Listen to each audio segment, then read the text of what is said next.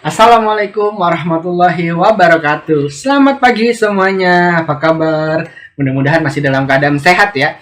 Dalam kesempatan kali ini kita akan membahas materi lanjutan dari minggu lalu tentang pengertian dari perlindungan dan penegakan hukum. Pada kesempatan kali ini kita akan membahas peran dari lembaga-lembaga penegak hukum. Apa aja sih peran-perannya? Ya kita tahu ya, dalam menegakkan hukum tentu kita memerlukan yang namanya peran dari lembaga-lembaga penegak hukum. Contohnya seperti kepolisian, kejaksaan agung, dan sebagainya. Yuk, pada kesempatan kali ini, jadi belibet. Pada kesempatan kali ini, yuk kita sama-sama bahas yang pertama, yaitu peran dari kepolisian. Yang namanya kepolisian atau Polri berperan untuk apa sih sebenarnya? Perannya untuk memelihara yang namanya keamanan dan ketertiban masyarakat. Mulai dari menegakkan hukum, melakukan perlindungan hukum, termasuk mengayomi kita sebagai warga negara dan juga melakukan pelayanan kepada kita. Contoh, apabila kita memerlukan surat keterangan berkelakuan baik, maka kita bisa ke kepolisian. Atau mungkin apabila kita memerlukan surat kehilangan, ya kan? Bagi kalian yang mungkin kehilangan ATM, kehilangan kartu tanda pengenal, entah itu KTP, paspor, astagfirullahaladzim, ya KTP, paspor, kemudian visa, termasuk di dalamnya mungkin buku tabungan dan sebagainya lah, handphone dan sebagainya, alat-alat yang berharga. Kita bisa mendatangi kepolisian, semuanya gratis, apapun yang menjadi peran dan juga kewenangan dari kepolisian ini, kita sebagai masyarakat berhak datang ke sana dan semuanya dibiayai oleh negara. Oke, selanjutnya, apa aja sih? Setelah kita tahu peran dari kepolisian, apa aja nih kewenangannya? Yang pertama, yang namanya kepolisian itu berhak untuk melakukan apa? Penangkapan, penahanan, penggeledahan, dan juga penyitaan.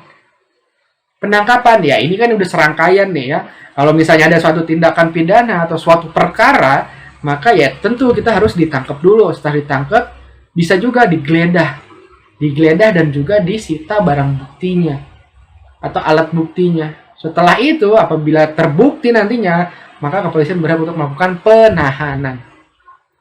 Selain melakukan penangkapan, penahanan, penggeledahan, dan penyitaan, kepolisian juga berhak untuk apa? Melarang yang namanya orang apabila dalam suatu tindak atau suatu tempat kejadian perkara untuk pergi ataupun masuk. Jadi apabila ada suatu kejadian di tempat perkara tersebut, maka orang yang berada di situ dilarang untuk keluar ataupun ada orang luar masuk ke dalam tidak boleh. Terutama mungkin dalam hal sedang dilakukannya bukan tempat kejadian perkara, tapi sedang dilakukannya olah TKP. Selanjutnya, kepolisian juga berhak untuk membawa dan menghadapkan orang kepada penyidik. Dalam hal ini untuk apa? Untuk penyidikan. Jadi apabila kalian mungkin terperiksa nantinya, maka kalian untuk mendapatkan keterangan tersebut, kepolisian berhak untuk membawa kalian. Dengan cara apa? Pemanggilan. Untuk apa? Dijadikan saksi bisa, jadikan tersangka juga bisa. Itulah kewenangan yang lain, memanggil orang untuk didengar dan diperiksa sebagai tersangka atau saksi. Untuk apa? Dalam rangka penyidikan. Selanjutnya, apabila kalian mungkin dalam hal ini sedang berada di jalanan, tiba-tiba di tempat ramai mungkin, kemudian kalian didatangi polisi, ditanyai tanda pengenal kalian. Nah, kepolisian juga berhak untuk melakukan penanyaan lah, atau menanyai kalian. Seperti misal salah satu dari kita ada di tempat keramaian, kemudian kita memakai jaket, kepala kita tertutup, kemudian pakai kacamata, kemudian pakai masker, lalu gerak-gerik kita tergesa-gesa sehingga polisi atau dalam hal ini kepolisian menganggap bahwa kita mencurigakan, khawatir akan terjadi hal-hal yang tidak diinginkan, maka kita akan didatangi oleh kepolisian atau polisi. Selanjutnya pasti akan ditanya ada keperluan apa, boleh minta tanda pengenalnya atau KTP-nya ya, termasuk di jalanan. Apabila kalian dicurigai akan melakukan tindakan hal-hal yang tidak diinginkan, misalnya mungkin nongkrong-nongkrong, kemudian di pinggir jalan dalam waktu yang lama sampai mungkin larut malam, maka kepolisian berhak menanyai itu dan tanda pengenal kalian. Contohnya ya sering kalian lihat kalian lihat sendiri kan, yang di 86 lah atau di trans mana tuh yang Ambarita tuh. Ya Bribka apa Brib itu lupa saya. Pokoknya Pak Ambarita. Itu bisa salah satu contoh. Jadi dia tanya-tanya. Selanjutnya, kepolisian juga berwenang untuk apa? Melakukan pemeriksaan dan penyitaan surat. Apabila dalam hal ini surat menyurat merupakan suatu bukti ataupun alat bukti, maka kepolisian berhak untuk melakukan penyitaan dan pemeriksaan surat. Selain itu semua ada juga sebenarnya banyak. Salah satunya lagi adalah kepolisian berhak untuk atau berwenang untuk berkoordinasi dengan pihak imigrasi apabila kalian ataupun mungkin orang lain ingin keluar negeri atau terlibat suatu kasus, maka dia tidak boleh untuk keluar negeri. Contohnya adalah Harun Masiku. Kemudian kepolisian bersama dengan pihak imigrasi membuat suatu koordinasi untuk mencegah apa? Jangan sampai data si A itu untuk lolos untuk bisa ke luar negeri. Nah, itu tadi adalah merupakan peran dan juga kewenangan dari kepolisian. Habis ini ada yang ingin tanyakan, silahkan. Kalau tidak ada, maka kita lanjut dari ke peran ataupun wewenang dari Kejaksaan Agung Republik Indonesia atau Kejagung. Kalian sering dengar pasti kan yang namanya kejaksaan. Biasanya ada di pengadilan. Selain pengadilan atau di bidang pidana, sebenarnya yang namanya kejaksaan itu bertugas juga dalam hal perdata dan juga tata usaha negara, termasuk di bidang ketertiban dan ketentraman umum. Yuk kita bahas yang pertama, di bidang pidana. Di bidang pidana ini salah satunya adalah penuntutan. Nah, ini pasti udah tahu. Ketika dalam suatu persidangan, maka yang namanya tersangka ataupun terdakwa akan dituntut dan juga didakwa oleh yang namanya kejaksaan atau jaksa. Dalam hal ini adalah jaksa penuntut umum. Selanjutnya, melakukan atau melaksanakan hasil dari keputusan atau vonis di pengadilan apabila sudah berkekuatan hukum tetap atau ingkrah namanya. Jadi apabila sudah ketok palu dan tidak ada lagi upaya hukum, maka kejaksaan berhak untuk melakukan eksekusi. Contohnya adalah eksekusi terhadap tanah, kemudian eksekusi terhadap bangunan-bangunan yang melanggar aturan. Selanjutnya, melakukan pengawasan terhadap pelaksanaan putusan pidana bersyarat. Jadi apabila kalian diputuskan bebas bersyarat atau mungkin tahanan kota dan sebagainya, maka yang mengawasi kalian adalah kejaksaan. Terakhir, melakukan penyidikan terhadap tindak pidana tertentu berdasarkan undang-undang. Misal bisa juga tindak pidana korupsi, juga beberapa juga ada yang dilakukan oleh Kejaksaan Agung. Nah, selain itu, dalam pelaksanaan lembaganya, Kejaksaan Agung juga berwenang di bidang perdata dan tata usaha negara. Untuk apa? Sebagai kuasa khusus dalam bertindak nih. Entah itu di dalam persidangan maupun ataupun di luar persidangan.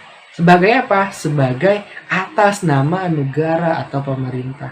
Contohnya dengan bantuan hukum maupun legal opinion. Seperti mungkin menjadi pengacara. Dalam hal ini apabila pegawai negeri sipil bermasalah dengan lembaga atau hal-hal yang lain, termasuk perdata ya, person to person. Perdata itu perorangan dengan perorangan permasalahannya biasanya. Nah, itu bisa menjadi bantuan hukum dengan apa? Menjadi jaksa negara. Seperti apa jaksa negara itu? Silahkan kalian cari lebih jauh, cari lebih dalam lagi apa yang disebut dengan jaksa negara. Atau jaksa dalam hal ini sebagai perwakilan dari negara. Selanjutnya, di bidang ketertiban dan juga ketentraman umum banyak sebenarnya. Yang pada intinya adalah untuk menertibkan, mulai dari peningkatan kesadaran hukum masyarakat. Dengan cara apa? Ya dengan cara penyuluhan, kemudian sosialisasi, atau mungkin bisa juga dengan seminar-seminar. Pengamanan kebijakan penegak hukum, pengawasan peredaran barang cetakan, pengawasan aliran kepercayaan yang membahayakan masyarakat, pencegahan dan penyalahgunaan penodaan agama. Jadi yang berbau agama bisa juga diawasinya dengan apa? Dengan Kejaksaan Agung. Terakhir adalah melakukan penelitian. Jadi dalam hal ini mungkin ada hukum-hukum yang sudah tidak sesuai dengan hukum di Indonesia, maka dilakukan penelitian lebih jauh di Kejaksaan Agung. Selanjutnya, peranan dari hakim. Nah, ingat, hakim itu harus dibedain nih. Ada dua, ada yang namanya hakim agung dan juga hakim konstitusi. Bentar. Nah, yang namanya Hakim Agung berarti ada di bawah Mahkamah Agung. Kalau Hakim Konstitusi berada di bawah Mahkamah Konstitusi. Pinter. Ada di mana peran hakim ini? Di Undang-Undang Nomor 48 Tahun 2009. Tadi juga ada ya undang-undangnya ya. Silahkan kalian cari tahu tuh, ingetin. Nah, sebenarnya harus kita tahu dulu nih, apa sih yang disebut dengan hakim nih? Yang namanya hakim adalah pejabat peradilan negara yang diberikan wewenang untuk apa? Untuk mengadili. Maksudnya gimana mengadili itu? Artinya yang namanya mengadili itu serangkaian tindakan yang dilakukan oleh hakim untuk menerima, memeriksa, memutuskan perkara. Berdasarkan apa? Asas bebas, jujur, dan tidak memihak. Misalnya nih, dalam suatu perkara sudah P21 kok SP2 udah P21 artinya sudah dilimpahkan berkasnya ke Mahkamah Agung atau ke pengadilan. Diadili tuh. Yang pertama adalah kita terima dulu. Setelah itu diperiksa tuh di jalannya persidangan dan akhirnya diputuskanlah perkaranya seperti apa. Nah, yang harus kalian tahu juga yang namanya Mahkamah Agung itu membawahi beberapa peradilan, yaitu peradilan umum, peradilan agama, peradilan militer, dan juga peradilan tata usaha negara. Semuanya dibedakan berdasarkan lingkupnya. Kalau peradilan umum ya pidana dan juga perdata. Kalau peradilan agama yang menyangkut dengan agama seperti cerai, hak waris, dan sebagainya. Peradilan militer berarti menyangkut lembaga militer. Dan tata usaha negara berarti menyangkut tentang keputusan-keputusan lembaga-lembaga negara seperti kebijakan-kebijakan termasuk permasalahan PNS adanya di peradilan tata usaha negara. Nih, di sini sudah dijelaskan. Yang namanya pengadilan itu mempunyai tugas untuk mengadili perkara menurut hukum dengan tidak membeda-bedakan orang. Nah, yang harus kalian tahu dalam suatu keputusan hakim itu, yang namanya hakim tidak boleh memihak satu orang pun dan tidak boleh membedakan siapa dia ataupun apa latar belakangnya. Karena apa? Yang namanya hakim itu tidak boleh memiliki hubungan darah dengan orang yang sedang diperiksa di dalam persidangan. Sampai sini ada yang ingin tanyakan? Silahkan. Kalau tidak ada, kita lanjut ke advokat atau apa? Penasihat hukum. Di sini sudah ada nih, Peradi, Perhimpunan Advokat Indonesia. Nah, advokat ini yang harus kita tahu dia merupakan penasihat hukum, orang yang berprofesi untuk memberikan jasa hukum baik di dalam maupun di luar pengadilan. Biasanya apa? Konsultasi, permasalahan hukum. Biasa kan artis-artis biasanya gitu tuh, ada advokat tuh. Tuh ada penasihat hukum. Jadi kalau ada tiba-tiba ribut, ada somasi atau apapun, langsung manggil pengacara. Nah, itu pengacara nih atau dalam bahasa ininya. Kemudian bantuan hukum, menjalankan kuasa, mewakili, membela, mendampingi dan melakukan tindakan hukum. Contohnya kalau misalnya dalam hal persidangan nih, maka ada beberapa hal yang bisa dilakukan oleh advokat. Misalnya bisa mengajukan gugatan kalau kalian mungkin merasa kalian adalah orang yang mungkin dirugikan dalam hal ini. Jawaban bisa memberikan jawaban kalau kalian adalah orang yang mungkin dipersangkakan di sini. Kemudian tangkisan, sangkalan, dan memberikan pembuktian. Nah, ini merupakan salah satu tugas advokat. Jadi alpukat, astagfirullahaladzim, lapar ini. Lanjut. Jadi itu adalah tugas dari advokat atau penasihat hukum atau pengacara. Jangan dibilang pengangguran banyak acara ya, beda. Nah, pengacara di sini yaitu tugasnya untuk melindungi klien atau memberikan bantuan hukum kepada kliennya. Selanjutnya, terakhir adalah KPK, Komisi Pemberantasan Korupsi. Nah, dalam melaksanakan Undang-Undang Nomor 30 Tahun 2002 tentang KPK atau Komisi Pemberantasan Tindak Pidana Korupsi, nah, yang namanya KPK itu memiliki beberapa tugas, wewenang dan juga memiliki asas-asas. Yang pertama kita bahas dulu ya. Ingat, KPK berarti tentang pemberantasan korupsi. Tugasnya apa? Melakukan sama kepolisian, penyidikan, penyelidikan, dan penuntutan malah ini. Ada penuntutan juga nih. Bisa mewakili sebagai jaksa juga nih terhadap tindak pidana korupsi. Jadi apabila mungkin ditemukan adanya penyimpangan terhadap dana ataupun hal-hal yang berbau korupsi, maka dilakukan penyidikan, penyelidikan, kemudian penuntutan dan juga proses hukum di mana? Di KPK. Karena apa? KPK juga bertugas untuk melakukan pencegahan dengan cara apa? Sosialisasi biasanya ya. Ada sosialisasi kepada sekolah-sekolah biasanya, sosialisasi, kemudian dari seminar-seminar juga.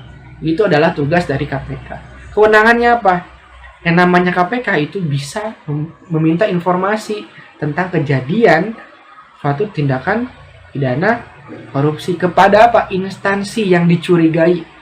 Contoh, anggota DPR, maka KPK berwenang untuk meminta informasi-informasi terkait dengan kasus yang didalami. Selain itu, KPK juga berwenang untuk apa? Melaksanakan dengar pendapat, pertemuan dengan instansi yang berwenang untuk apa? Melakukan koordinasi. Itu semua dijalankan dengan 5 asas. Nah, ini nih. Yang pertama, kepastian hukum. Artinya apa? Harus dilakukan hukum yang seadil-adilnya. Apabila hukumannya adalah yang ditetapkan adalah A, maka lakukan sesuai dengan hukum A. Kemudian keterbukaan. Semua masyarakat bisa melihat itu semua. Ada di laporan tahunannya, kemudian ada websitenya, ada di media bahkan. Akuntabilitas. Nah, berarti yang namanya KPK bisa dipertanggungjawabkan di setiap kegiatannya atau setiap keputusan-keputusannya. Lalu yang keempat, asas kepentingan umum. Artinya, dalam menjalankan fungsinya yang namanya KPK tujuannya untuk apa? Ya, kepentingan umum lah. Siapa yang mau adanya korupsi di negara kita? Dan terakhir, proporsionalitas. Yang maksudnya proporsionalitas adalah KPK menjalankan tugasnya berarti berdampingan dengan lembaga lain dan sesuai dengan porsinya masing-masing. Tidak mencaplok porsinya ini, mencaplok porsinya itu. Nah, itu tadi adalah peran-peran dari lembaga penegak hukum di Indonesia. Kita recap sedikit. Yang pertama, kepolisian yang dekat dengan kita, melakukan penangkapan lah, penahanan, penggeledahan. Apabila ada tindak pidana, biasanya di kepolisian terlebih dahulu. Lalu dibawa ke persidangan atau P21, berkasnya lengkap, terjadi tindak pidana. Nah, di persidangan tersebut ada 3 lembaga tuh. Yang pertama, Mahkamah Agung. Yang namanya Mahkamah Agung ada yang diwakili dengan hakim di situ. Nah, hakim itu bertugasnya untuk apa? Mengadili. Jadi harus dilihat dulu nih, diperiksa dulu di persidangan. Baru nanti diputuskan apa aja nih hukumannya atau vonisnya. Di situ juga ada yang namanya Kejaksaan Agung. Dengan apa? Dengan adanya jaksa penuntut umum. Dilakukan ngapain tuh si jaksa penuntut umum? Melakukan penuntutan akan terjadinya tindak pidana yang dilakukan oleh si tersangka. Dan yang ketiga adalah adanya penasihat hukum. Jadi memberikan bantuan hukum kepada si tersangka. Sampai sini ada yang ingin tanyakan? Silahkan. Apabila ada yang ingin tanyakan, silahkan tulis aja di kolom komentar. Oke anak-anak, itu tadi adalah merupakan peran-peran dari lembaga penegak hukum di Indonesia. Terima kasih banyak. Mudah-mudahan kalian bisa memahami ini semua. Saya akhiri pertemuan hari ini. Assalamualaikum warahmatullahi wabarakatuh dan selamat pagi semuanya.